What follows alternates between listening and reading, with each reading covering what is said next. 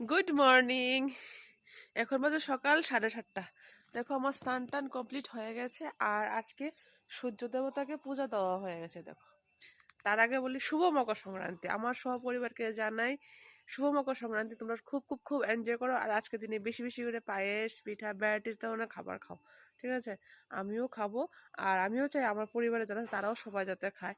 আরেকটা কথা, আজকে আমি আমার মাকে বাড়ান দেবো, তার জন্য দেখো স্নান টান করা হয়ে গেছে, একদম কমপ্লিট। সূর্য দেবতাকে পূজা দেওয়া হয়ে গেছে, ঘরের পূজা হয়ে গেছে। আর এখানে দেখো আয়ুষ কি করছে।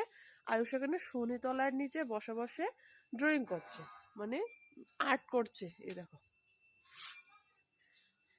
কি সুন্দর করে আর্ট করছে।